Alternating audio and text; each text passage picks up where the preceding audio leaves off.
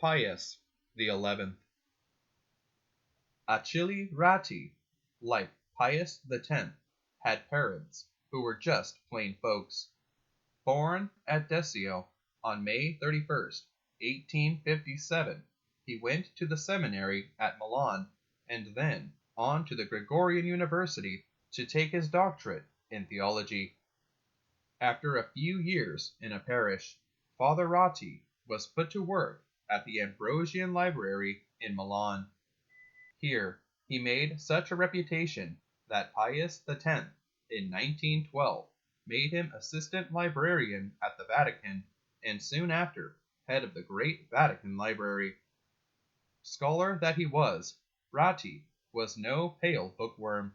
He was an expert, indeed, something of a champion, in a difficult and dangerous sport, mountain climbing. In 1918, Benedict XV sent Ratti from his research to serve first as visitor and then as nuncio to stormy Poland.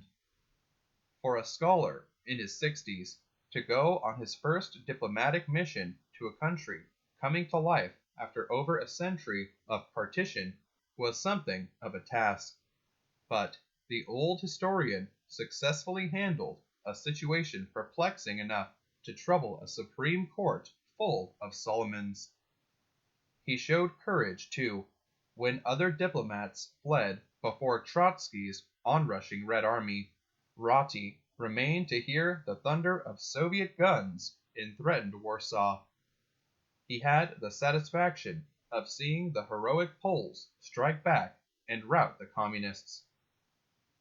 In 1921, Benedict made Ratti a cardinal and archbishop of Milan. A few months later, Benedict was dead, and Ratti succeeded him. He chose the name Pius XI. Pius XI faced a sadly disturbed post-war world, a world threatened and tempted by fascism and communism. Far from yielding to discouragement, Pius strove mightily to rally the forces of good and to remedy the time's evils. To remind a materialistic world of the primacy of the spiritual, Pius established the beautiful feast of Christ the King. In 30 encyclicals, he shed light on the difficulties of his day. Outstanding were his encyclicals on education, marriage, and above all, on the social problem. Though he fought manfully for principle, Pius was quick to extend the hand of friendship, and his pontificate is notable for a whole series of concordats. The outstanding event of this kind was, of course, the Lateran Treaty of 1929, which put a long-desired and satisfactory end to the Roman question. Pius XI deeply appreciated the oneness of mankind. He ardently fostered mission activity and was eager to see native clergy, headed by native bishops, take over as many mission fields as possible. In what has been called the Magna Carta of the missions, Pius allowed certain customs which, once open to superstition, had become secularized with the centuries.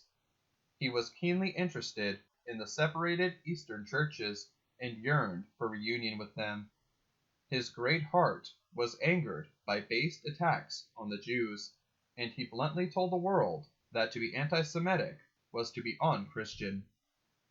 It is characteristic of the man that one of his first acts was to continue feeding starving Russians in spite of Soviet ingratitude, and one of his last was to lash out at racist laws. Pius had much sorrow. He grieved over the sufferings of his children in Mexico, Russia, Spain, and Germany, but he was not soured. Just before he died on February 10, 1939, Pius offered his life for the peace of the world. Pius XI, 257th Pope. Christ our King, thy kingdom come.